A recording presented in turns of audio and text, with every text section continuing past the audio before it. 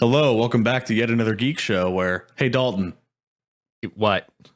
knock knock, Who's there? yet another Who? yet another episode no one's gonna listen to. I didn't know he was going to do that, you guys. I'm sorry. I'm your host, Dalton Munnell. I'm your host, Alex Ecker. I didn't remember if you had said your name or not before you went into that. I don't know if I established who I was at that point. Okay, not like anyone Well, now was you know. wondering. Yeah, fair enough. So how are you doing today, dude? Oh, okay.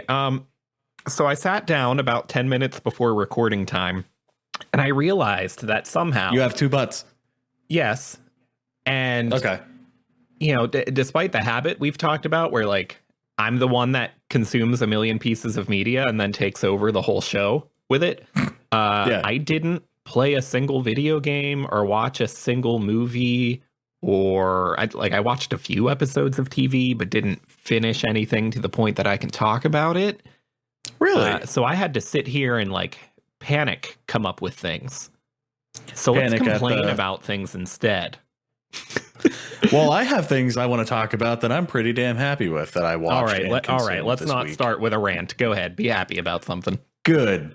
Yeah, there's too much negativity going on in the fucking world. Let's be fucking happy. Anyway, Let's do it. I started watching a show, an anime in particular. Dr. Stone. Yes. Have you watched it yet? No. Do you only know I've watched it because I messaged on someone else's Facebook and said to watch it? I know you watched it because I was in Funimation on your account. Oh, okay. That makes sense. And then I saw that Facebook conversation. Okay. So you at least know the name of the anime I'm going to talk about. Oh, hey, I think that friend actually listened to a little bit of this show. I think he does. Hey, here's looking at you, kid. I don't want to say your name. You know who you is. Anyways, Dr. Stone, it's a newer anime. I don't really know the manga or the source material. I just happened to be watching Adult Swim with my wife one night, and well, rather we were channel surfing and Adult Swim was there, and I'm like, I wonder what they're doing anymore. And I seen this weird name called Dr. Stone, so I started watching it, and I couldn't stop. It was only one episode, and I'll give you the premise of the show. It's set in current time, maybe like 2 years ahead of what technological process that we have now. But there's this strange green light, and literally everyone turns to stone. Like not a single person survives. Like it's just they're all turned to stone. Okay. Yeah, I could see Apple accidentally doing that in a couple years, sure, or Tesla. Yeah, that's fair. They already made a shitty truck, so. Anyways. Oh my God, that truck happened over the break. We got to talk about that truck. It just looks like something out of like the PlayStation 1's, what is that, Twisted Metal?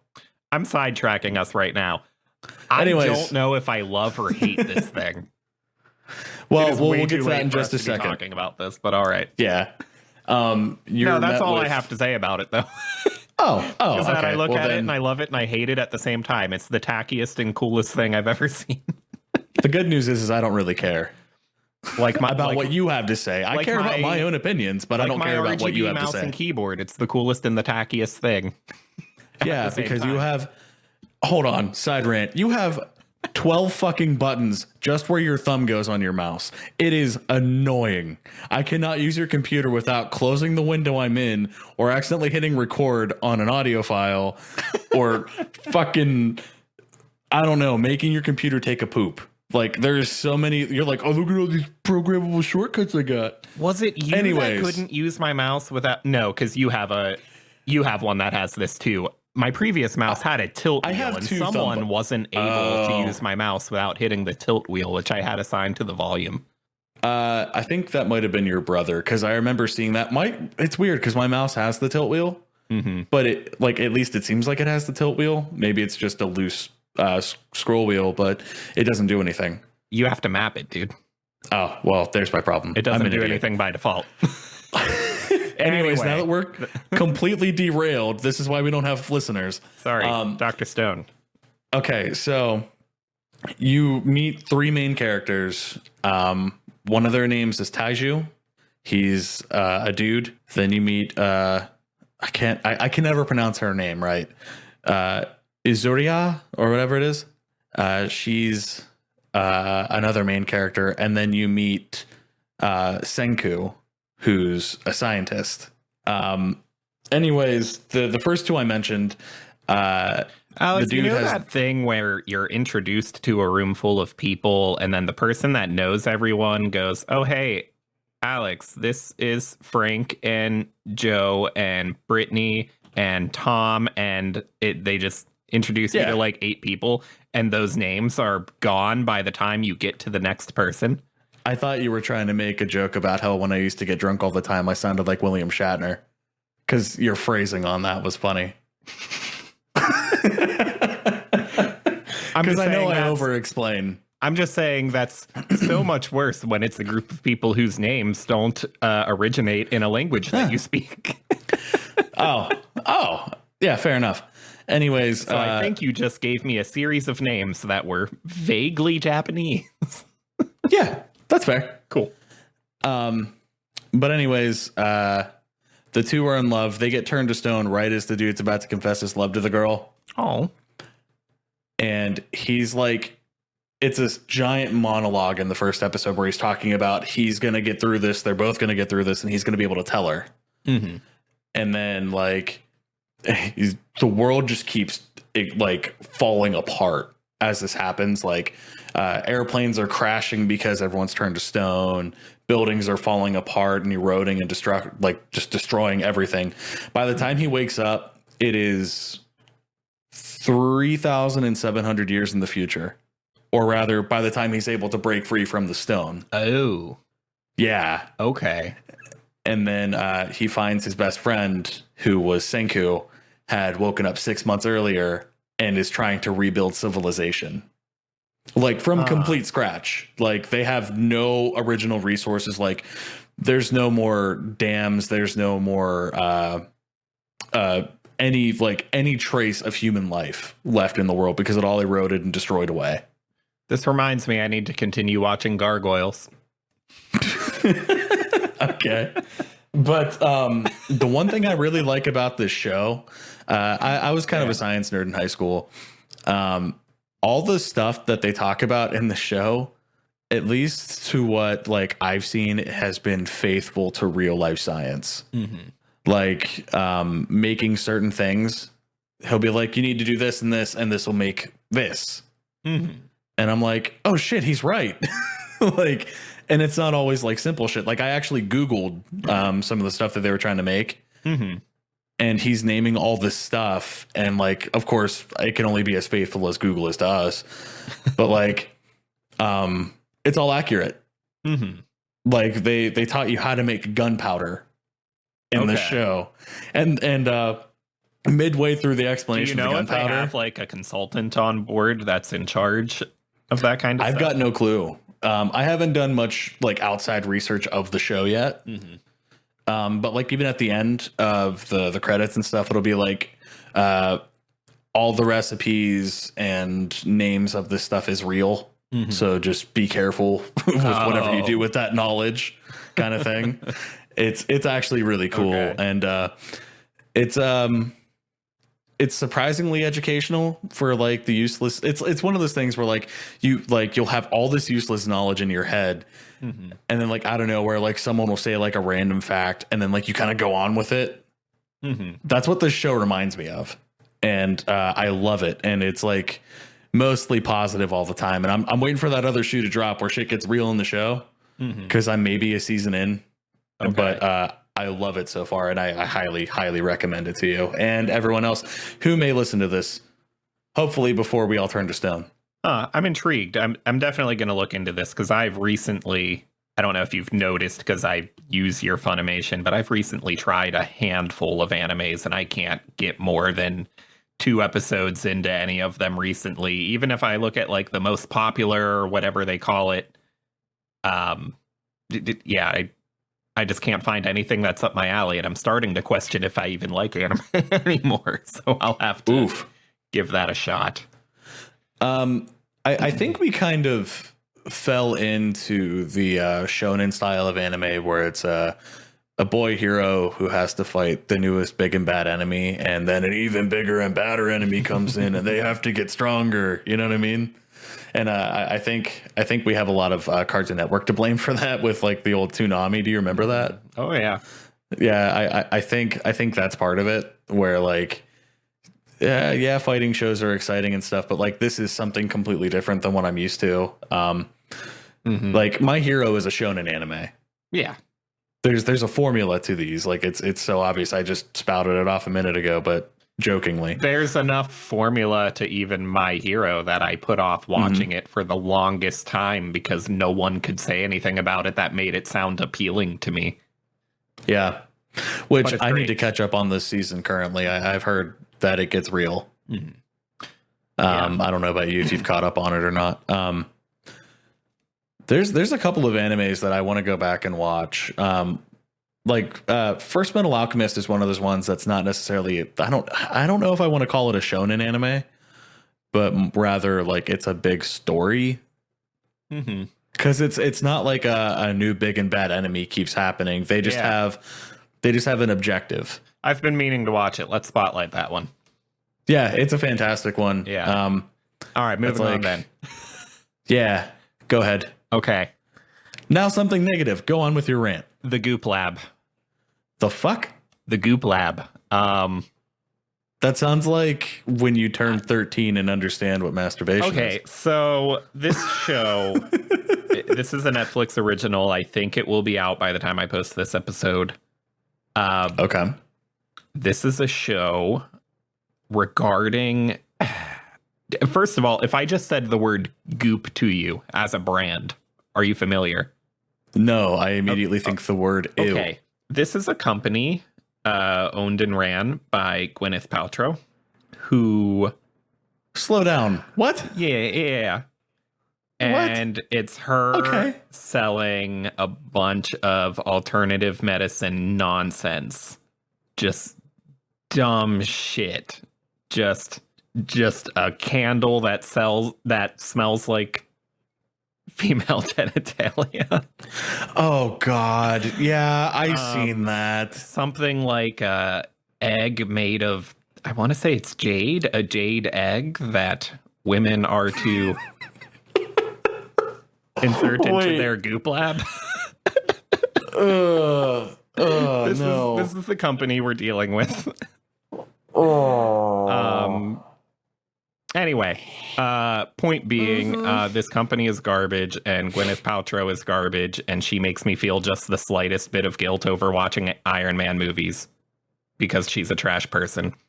And Netflix has given her this show, The Goop Lab, to, I don't know, try to advertise this to people, try to convince people that it's good stuff, try to show off the supposed research they're doing on why this nonsense works. I mean, my offense here goes beyond, like, it's not just tricking people, it's tricking and deceiving people that might need medical help. Right. And Netflix giving her a platform to do that with, I'm not particularly thrilled about. And honestly, if I were the person paying for the Netflix account that I'm using, I would be considering canceling over it. Really? Although I'm sure if I dug into it, that most, if not all, of the streaming services have something in there that upsets me. Yeah, that's so fair. I'm not going to go right now saying, hey, everyone, Netflix is canceled, literally, and in the way that expression works. But I'm just saying I hope I don't see a pattern of them starting to let this stuff get through. Yeah, I guess I understand. But then again, with any sort of media, it's like keeping up with the Kardashians. It's there. I know you and I aren't one of those people that are going to watch and sit down and, we've had this discussion where we're both not really fans of reality TV. As soon as you started explaining this to me, I could even see it as like a reality-esque style television show. There's a few reality TV shows that I actually like, and it's because it's more topical than it is generalized. Mm-hmm. Where something like Jersey Shore is about interactions with these people, and shows like My 600-Pound Life are about one person and their addiction to food or having somebody who's enabled them. You know what I mean? Mm-hmm. Like that kind of stuff I'm okay with, but this definitely sounds like it's going to be a topical one, and I don't know if this would be something that interests me. So a show like My 600-Pound Life, that kind of thing. Wow, I don't watch any of these shows, so I can't like name any off the top of my head. But like, let's say like Hoarders, or like there's several shows about people that like have weird eating habits, that kind of thing. I can enjoy these on some level because to some extent there's some learning involved. There's being exposed to like mental illnesses you didn't know about, and learning something through a medium whose priority is entertaining and not teaching, but it's there.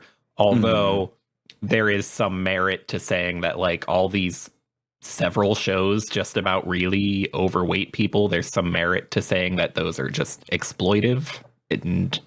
Okay, I can see that. Okay, yeah. In any case, I'm generally okay with these kinds of shows. I don't like watching shows where it's simply, I don't know, here's some people that live in a house together, enjoy them because they're famous.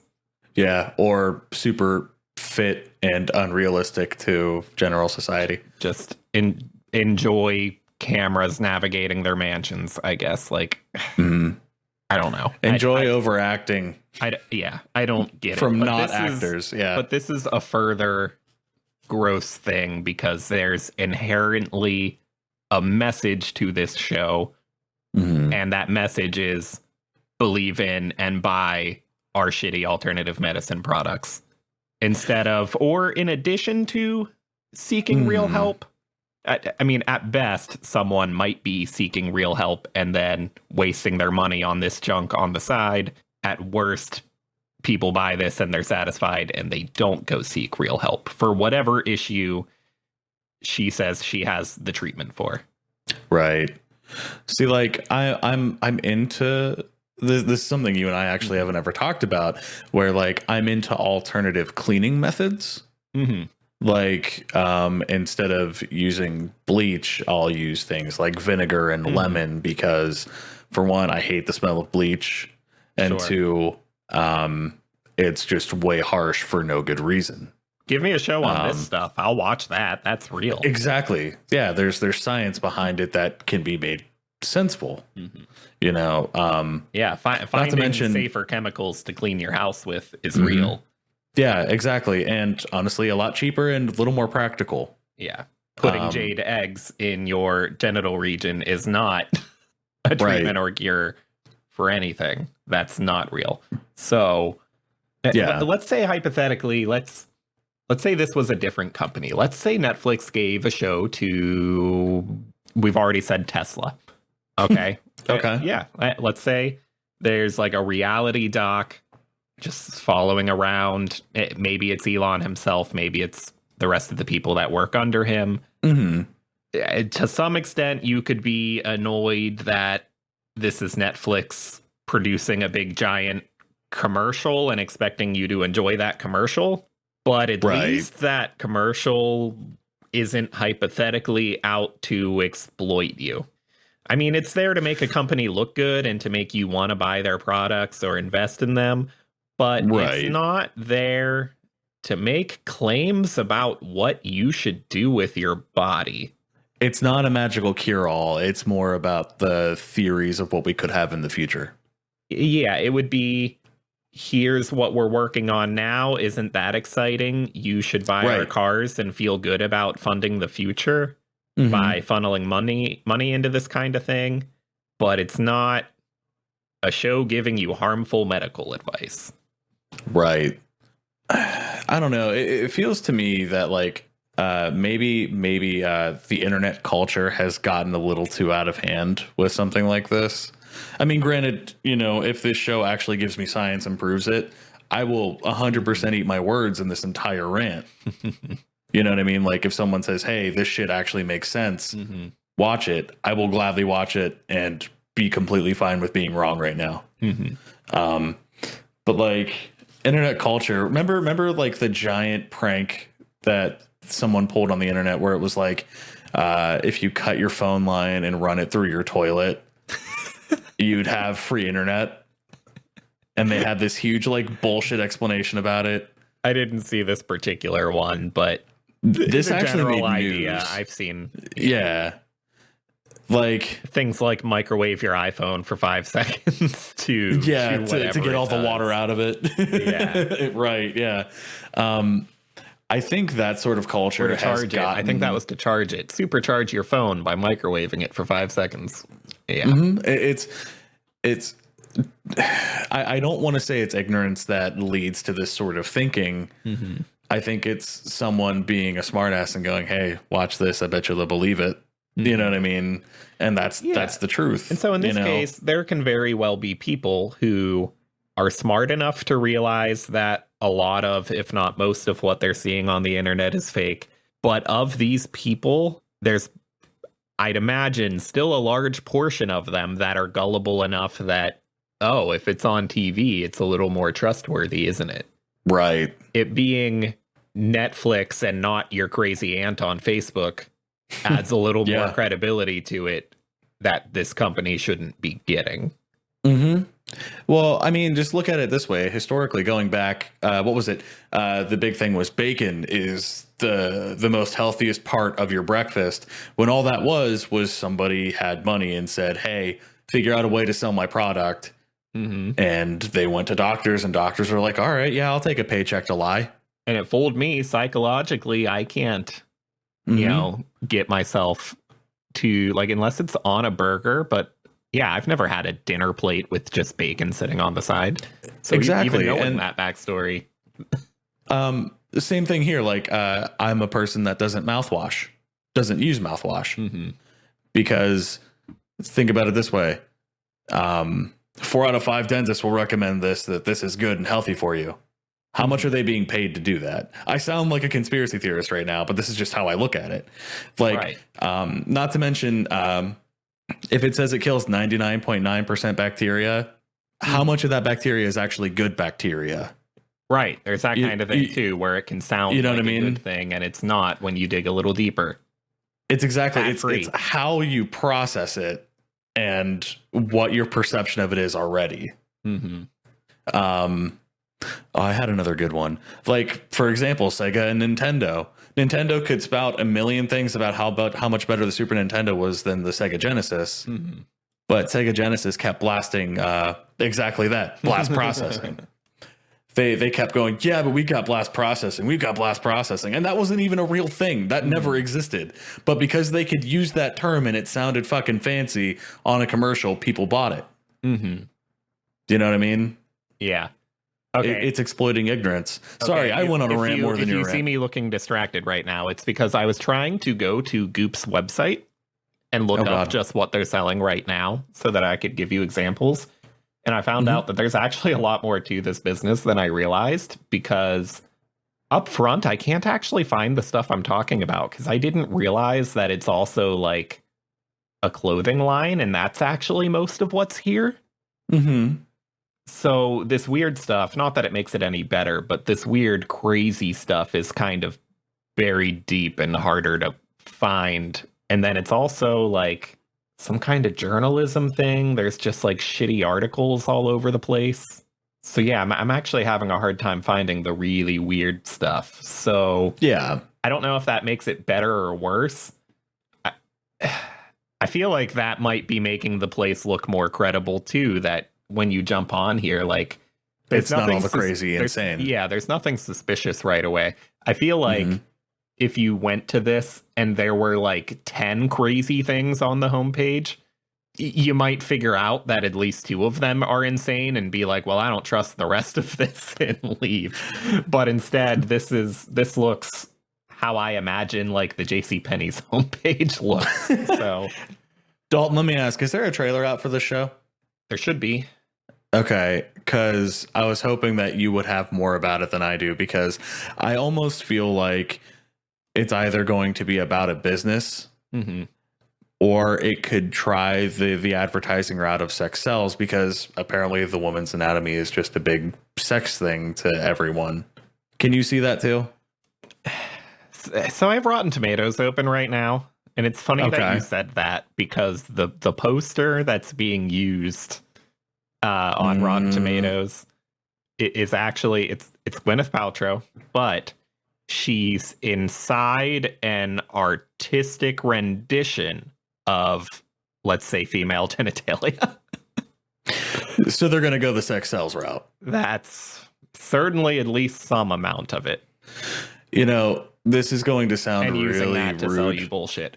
And all these bad reviews here, just from critics, audiences, of course, haven't seen it yet. I'm noticing at a glance that they're not actually just criticizing it for the stuff I'm criticizing it for. They're also just saying it's obnoxious and boring. It's just not entertaining on top of all that. So at least they're not going to continue with it. At least it's going to get one season or one part then. But I don't know, because if you think about it, it might not take a whole lot of good response or a whole lot of viewership to keep this show going, because even if it gets way smaller numbers than it expected, and even if most of the people that watch it hate it, it takes a like, it's selling you a product is the difference from most Netflix shows. So if a handful of people are buying things because of this, like, I just became traffic to their website. They can use this to say, hey, we're selling stuff now because of this show. You know what, Netflix? We don't even need you to fund this. We're making enough money that we'll fund it if you don't want it, and keep it going. Yeah. It's a shame, because you're already paying for a service to be advertised shit now. You know what I mean? Like, at least with Facebook, I get it because it's free. You know what I mean? Like, free social media, I get it because it's free. Do I believe in the fact that, you know, they should have permissions to certain parts of your device? Absolutely not. But, you know, given the search histories of what you search inside that application or program, it makes sense where they're getting the information from. If you don't like it, stop using that to search for shit. I hate even when a service is only advertising you things that are on that service you're already paying for. That's almost more annoying for me. When you watch any HBO programming and it has to advertise other HBO shows. I just started watching something on Prime, which I never use. And it opened up with ads for other Prime shows. And that drives me insane. To be fair, though, I'm already using your product. Leave me alone. I see what you're saying, but at the same time, though, I feel like that's a bad example, because, like, at least in those cases, they don't interrupt the show over it. At least there, it's explicitly in front of the show and not during it. Yeah, that's fair. But at the same time, where do you see HBO advertise other than itself, or Amazon advertising other than on itself too? Gotcha. Interesting point. Because I had to take. Well, hold on. That's because I don't see ads at all, though. Well, yeah, that's fair. I mean, you still occasionally use your cable, but I don't have cable. I don't have cable. I have ad block on. I have ad block on all my devices. I don't really see ads anywhere except in front of my HBO and Prime twins. See, I'm a slinger. Oh, sponsorship spots in YouTube that they have to do now because of people like me using the ad block. Yeah. So. Yeah. No, we use Sling Speaking TV, of which, the show is sponsored by Raid Shadow Legends. I was waiting for one of us to fucking bring that up. Oh, man. Anyways, I'm sure you can all tell that was a joke, but for the record, I would not accept a sponsorship from Raid Shadow Legends. That's fair. Continue. But I had to take an advertising course when I was in college, and it makes sense to advertise on your own platform because, for one, it's free. You're only paying for the production of the trailer and the editors, whoever did it. Like, you're already at the spot where you distribute it and promote it. There's it's well, whether it makes sense is a different issue from whether or not your customers should be annoyed by it. It obviously makes sense on their end. It's just annoying for me whether it makes sense or not. It cracks me up because we're talking about all these like sponsorships and free promo and all this other shit, but guaranteed we are the guys that will talk about our podcast and all the other shit that we're doing to our friends and try and look for sponsorship deals to get them paid for this kind of stuff. It's to some extent, like, to be clear, like, I don't think advertising's wrong. I think it's annoying. It's also kind of necessary, and it is what it is. And I'm guilty of it, and there's no way around it. What else do you do? I mean, a handful of people get lucky, but you gotta start somewhere. Like, I don't know. That's gonna get in a weird rant I haven't prepared, but yeah, no, I agree. I'm just pointing out that this particular show is clearly an ad that's being advertised as a real product. Dalton, I'm very proud They're of you for bringing us back to our point. I'm so happy you brought us back. But yeah, absolutely. It's an ad for a company, and I really don't appreciate that. And it's a company just because I'm already bullshit. I'm paying for an exclusive service. I mean, they have exclusive content that you can't get anywhere else. And for this to be a Netflix original is kind of a slap in the face in a way. Now, if there is science backing everything. Devil's advocate, it's an ad that we don't have to click on and we don't have to see. That's fair. Okay, I'll give you that. But that doesn't make me any less frustrated with the whole thing. Anyway, I think I've ran out of things to contribute to that train of thought. So I'm going to move on to stuff I'm happy about. Hey, Dalton, do you want to just edit out this entire episode? Start over? Yeah, let's go back. All right, starting over. Welcome back to yet another geek show. Hey, have you heard strong rumors of PS4 games coming to PC? Only when you won't shut up about it. It's exciting stuff, man. Look, you've looked. Wait, hang on. Just to give some context to people listening. I'm watching. Dalton and I are on a video call and we're recording it. And he just like put his hands, like his face in his hands. We don't release the video footage because we're not wearing clothes. Usually not. Did you just try to illustrate visually what I did to the people? So I can explain it. So I can visually explain it. Thinking your way through it. Okay. Yeah. So he's talking. He's really excited about this point, but he just shoves his hands into his eyes and just goes, "It's really exciting." I think what was leaking through there was my concern about it not being real because it still hasn't actually been announced. That was it's exciting. That was oh man, I hope this is real. You didn't sell that, bud. At all. The rumors I'm seeing so far are Horizon Zero Dawn, which is a fantastic game. God of War, the new one, the Norse mythology, also a fantastic game. Dreams, which is interesting because I don't think that game's out yet. I also don't actually know what it is. Yeah, I don't know what that one is but either. If it sets more precedent for Sony games getting ported, then cool, whatever. And this is a particularly actually I'm gonna leave this one for last because it's a particularly interesting case. But okay, there's a little bit of precedent here because within the last year, we got Flower and Dirty games from that game company, and we got all the Quantic Dream games. Oh, that's right. Is it Quantic Dream or Dreams plural? In any case, all of those games. Quantic Dream. And that's all. That's what is that? Heavy Rain, Beyond Two Souls, and Detroit, correct? Yes. I almost wanted to say Fahrenheit. And we already had Fahrenheit. Yeah, Fahrenheit's been on there for a while. Okay, so that was the start of some good stuff, but Sony didn't own those IPs, as far as I'm aware.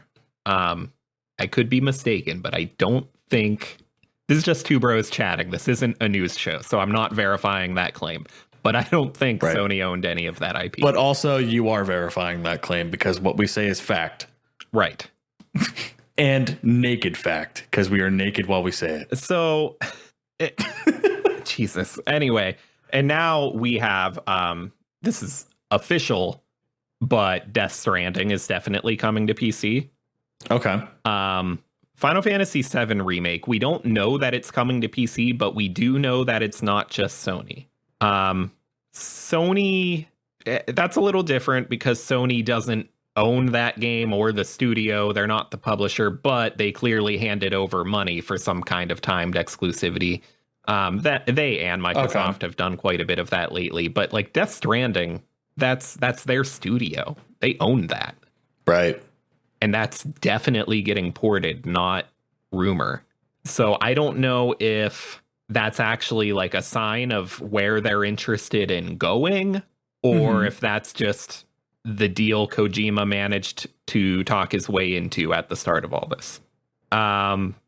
So these rumors, though, if these new ones are true too about Horizon Zero Dawn and God of War and whatever else I just said, that's a really big amount of openness, right? Like, yeah, okay, Sony has a lot of exclusives, so I'm not going to say, oh, that's like all the games, but it's enough to set a precedent. Yeah. Well, I mean, think about it this way, though. There is a lot of exclusives that aren't rumored yet. Mm-hmm. Like, I believe Ratchet and Clank was an exclusive game. Jak and Daxter still is. Was Medieval strictly Sony? Do you remember that game at all? I remember it, but I do not know. I can't remember either. I don't know if Ratchet but strictly and Clank talking is still about on, though, like but yeah, recent this games. generation. Yeah, like this Spider-Man's generation of not games. being rumored yet. Boy,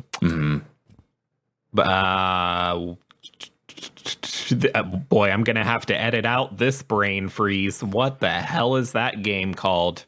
Don't you dare edit out this brain freeze. This is fantastic. Bloodborne. Bloodborne, not being rumored yet. So it's far from everything, but like I said, it's a hell of a start. Precedent. If this many games get ported, my brain's gonna go places. I'm gonna accept that it's basically everything at that point, right? Is your brain gonna go to Disney World? I am going to Disney World.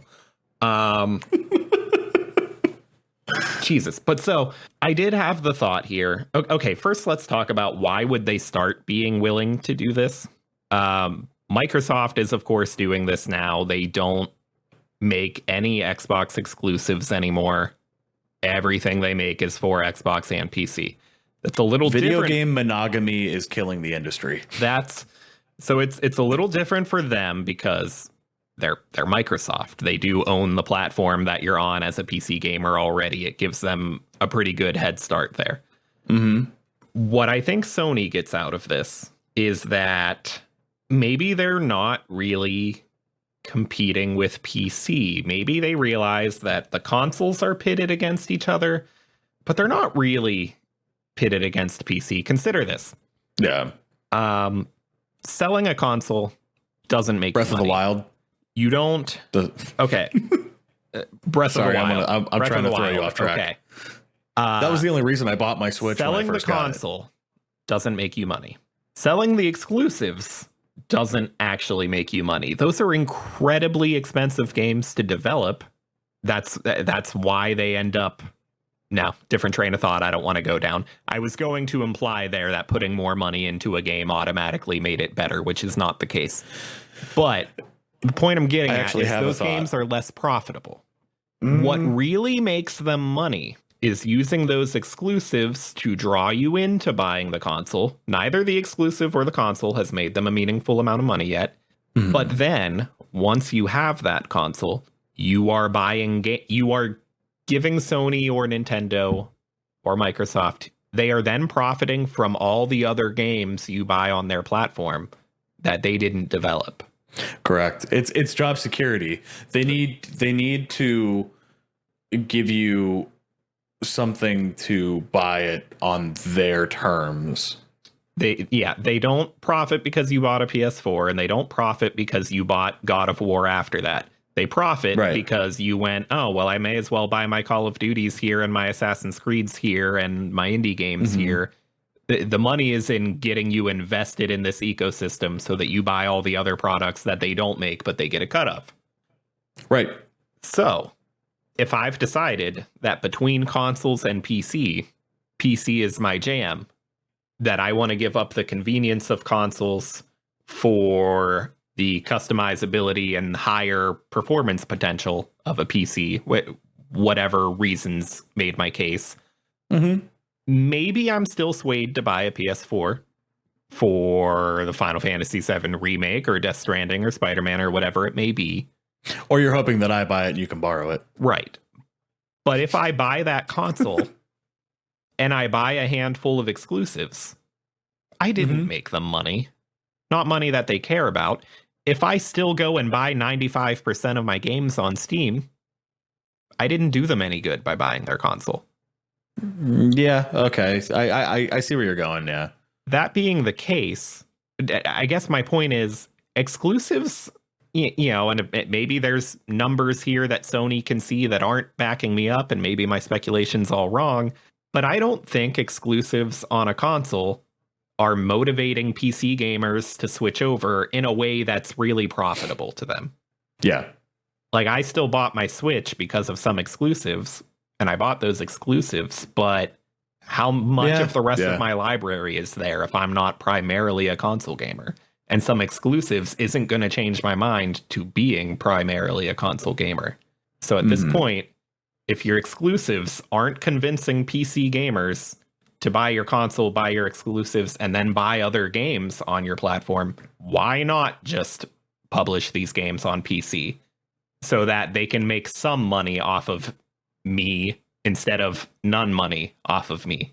Right. No, I see exactly where you're going, which I did talk to you about this, you know, off air. And I remember mentioning something about the possibility that Sony is considering a service kind of like Game Pass or, you know, a PC version of playing their console games. Which I could see them doing just because that's still on their marketplace and they're still profiting from you having a monthly subscription. Mind you, that Sony streaming service, I forget what they call it, PS Now, is that what I'm thinking of? I had a month of that. That works on PC.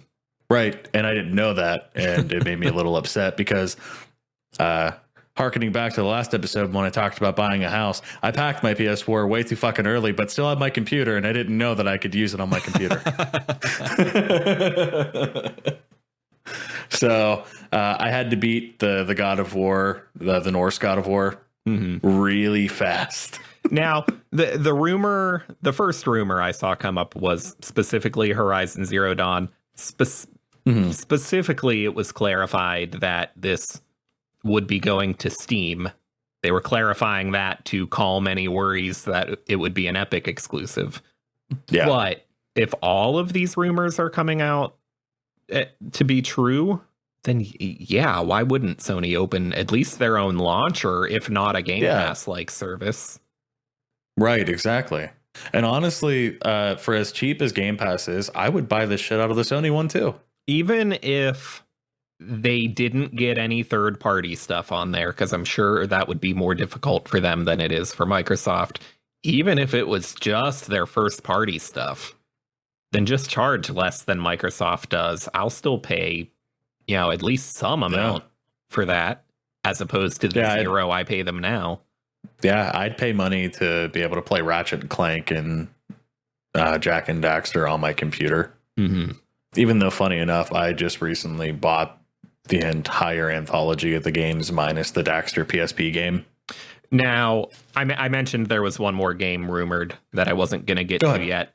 Now, I saw some people point out that maybe the idea here isn't all the rambling I just went off on. Maybe the idea is, well, now that they're a couple years old, maybe God of War and Horizon Zero Dawn aren't really selling consoles anymore, because if you were going to buy a console for them, you would have done it by now.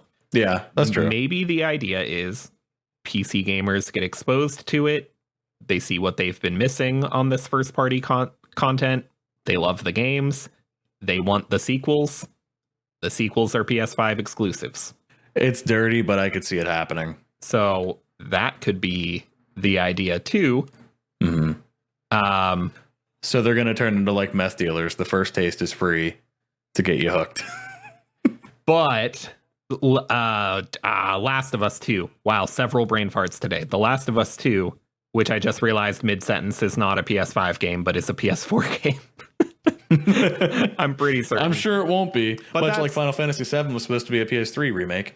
But if that's real, if The Last of Us 2 getting a PC port is real, then that's not the same thing, because that will be a console seller, and that won't be a game that is going to have a follow-up shortly to convince PC gamers to buy a PS5. Right. So that theoretical motive doesn't work if The Last of Us 2 rumors are true. Right, exactly. In any case, that was a whole lot of speculation that cannot be confirmed or denied. So I'm sorry if that feels like a waste of time, but I'm just really excited about the possibilities, man, because we're here to talk. We're allowed to gossip. Sony just makes, just makes or pays other people to make great first party content. Fantastic games. I want access to it. I don't want to buy another device just to get access to it. And if I could snap my fingers and make every game available on every platform so that it was not a part of the equation, I would gladly do it. That's fair. Yeah, I mean, I don't know about you. You didn't really grow up with multiple consoles. No, I did. Did you? I did. I owned nearly every console from when I was born in 91 until this gen, actually. Oh, yeah, I guess so. I would say, though, I would, if this does become a thing, I'd have to spend extra money to make sure I had controllers that were either third party that basically matched the scheme of each individual controller. Because if, like, let's say, oh, hey, Sony exclusive. So there's that, shit, right? No, I'm it's gonna not have to even go, just, buy another machine here to play this exclusive game, even though you already have a PC that's perfectly capable of it. It's also, if this you controller feels better for this game. It's also, you're being forced to buy more accessories too, or another online service if you want to. Right? Like, okay, you don't have to pay for it on PC. And I know that those paid online subscriptions have started to include other things that make them easier to justify and more enticing. But nonetheless, I don't want to use anything but an Xbox One controller. And if I want to play, like, a PS4 would come with a controller, so fine. But that's still part of the cost of the machine. And then I still have to buy another one if I want to play with my wife. And two more if I want to have a bigger group of people to play a party game on the thing. Or they can bring their own. And if they can't, then they're not invited. I bought a Switch last year and then immediately realized, shit, I have to go buy a $70 pair of Joy-Cons. Yeah. I will, in Nintendo's defense of the extra price on the controllers, you're getting two controllers. And some of the most advanced controllers that are out there outside of VR. Yeah, I'm not complaining about the price of that at all. I'm complaining that you have to buy it in the first place. Right, because, I'm more into this world of PC gaming where I use whatever controllers I want, including the Joy-Cons. And so when I decide, I need to buy a Switch for Breath of the Wild, not a great example because that's a single player game. Let's say I have to buy it for Smash. Now or I have Mario to buy Party. More controllers. Yeah, to find to get stuff that's compatible with that platform. Right, exactly. I do want to touch base on something I mentioned earlier where I bought Jak and Daxter, the Precursor Legacy, Jak 2, Jak 3, and Jak X Combat Racing all in one bundle. It was a $45 bundle. They were $15 a piece if you didn't buy them together. So say $15, whatever, that's fine. These games I grew up with, are you familiar with the Jak and Daxter series, dude? Yeah. Have you played them? I know what they are. Okay. It's one of those game series that, like, I think the first game came out in it was around the same time that the PS2 did come out. within like a year of itself. Jak and Daxter is a really interesting game outside of itself too, because like a new computer language had to be practically invented to write the code for the game. Now, this game series, it was really cool because what Naughty Dog did was they had the game series grow up with the generation it started with. So like there was a long gap between Jak and Daxter, the precursor legacy, to Jak 2, where the precursor legacy was like a Crash Bandicoot styled game. You had a punch and like a spin dash kick thing, and you collected an item and you got another item to advance the story, that kind of thing. It was very like G rated. And then you're introduced to Jak 2, which the generation that played that game got a little older. It kind of was on the everything has to be dark era. You know what I mean? Competing like with Shadow the Hedgehog. Well, Shadow the Hedgehog was a little later in development. But no, this game, it had a little bit of like a grit to it. It's like, it's kind of like I'm just going to throw out there that Shadow the Hedgehog and Dirge of Cerberus are the same game, and I'm going to not explain myself, and I'm just going to let everyone sit and ponder that one while you continue.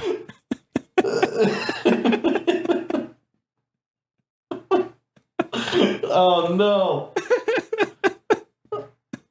Oh, you're right. Anyways, Jak 2 kind of grew up with the generation. There was now swearing involved in the game, and there were guns added. And of course, you had to bring up Shadow the Hedgehog.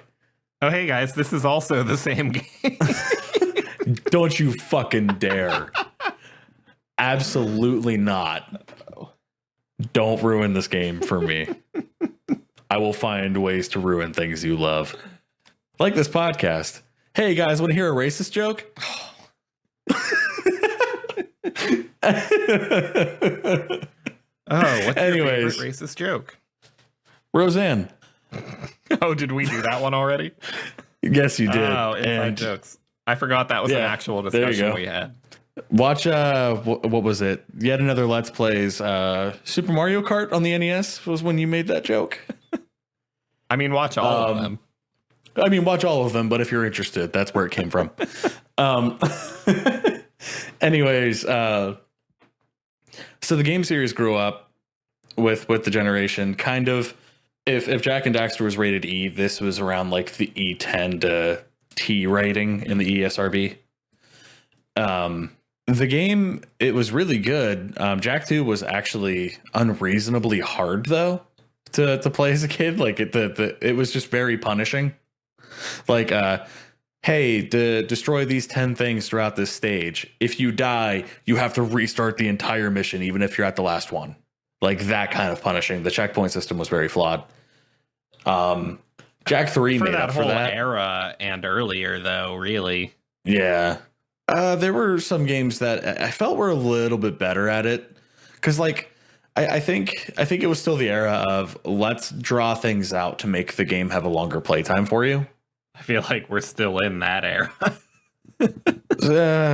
Yeah, but at least some of it is optional now. Mm-hmm. Like games like Breath of the Wild, you can beat the game within like 4 hours.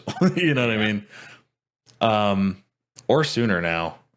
Anyways, but the story is it's honestly a really good story. It starts with a mistake. A lot of people say that about me.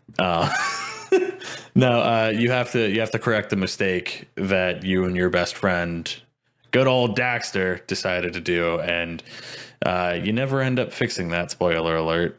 But there's tons more of adventure and all this other stuff to go on, and then the spoiler alert comes before the spoiler. Fuck it, no one listens. What's the opposite of an alert? Acknowledgement. Spoiler acknowledgement. Spoiler acknowledgement. There you go. And then Naughty Dog does what it classically does with all of its beloved titles and turns it into a racing game.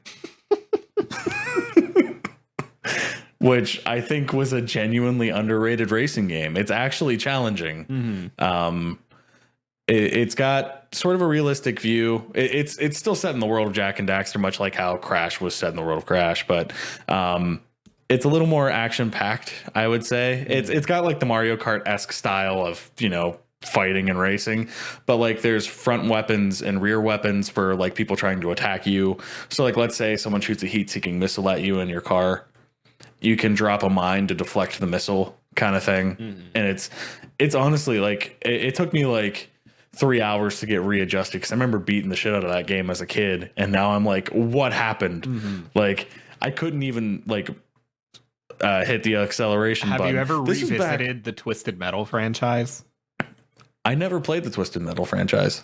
Oh, okay. Well, that was just going to be an example for me of like this vehicular combat game that I beat them all as a kid. And if I go back to one now, I have no idea how it was possible. Yeah. Like, can't beat level 1 of any game today. How was I beating these games as a child? Right. Yeah. I think we just had a lot more time to get the mechanics and everything down. But yeah, once I got the hang of that game again, it became incredibly fun. And I think a lot more people need to play the combat racing game. There's an interesting story behind it that you would lose if you didn't play the other 3 games, though. Like, it just seems like, oh no, who's this guy? You know what I mean? Right. If you didn't. So they at least tied it into the game franchise, which I really did appreciate. So there was a little bit of something there for the actual diehard fans. I don't know if anybody else in the Jak and Daxter fandom considers the Lost Frontier an actual Jak and Daxter game, because I think that's when Naughty Dog sold the rights to the game and somebody ruined it. But yeah, those 4 games are honestly the tops, and I recommend those as well. All right. Well, maybe we can do Let's Plays on them. Or at least like a couple episodes of the combat racing. That would be fun as shit, dude. Oh, I'll definitely do that. Well, we have an Elgato, don't we? Some Crash Team Racing. Original. Not this new microtransaction filled one. I was waiting for it. Yeah. I was so waiting for it. Yeah. No, I'm salty. Okay. New rant now. No new rant. I'm done. New All rant. Right. This is what I did today that made me upset. I had more things in my notepad here to rant about, but then I let you talk about actual media, which is what we made this show for. And now we are over our time, and I'm going to just cancel some rants. We can do just get into the Geek Show spotlight. Rants from the other episode that didn't quite make the cut. All right, I'll throw out the summary. Old dumb white politician said dumb thing about video games. End rant. That never ends. Moving on. Thanks for listening. Yeah.